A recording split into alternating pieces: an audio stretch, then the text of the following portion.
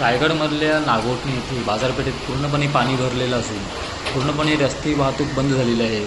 छोट्या गाड्या मोठ्या गाड्या या पाण्यामध्ये वाहून गेलेल्या आहेत आणि घरांचं फार मोठं नुकसान झालेलं आहे. घरांमध्ये पाणी शिरलेलं आहे. एक एक माळ्यापर्यंत इथे पाणी गेलेलं आहे.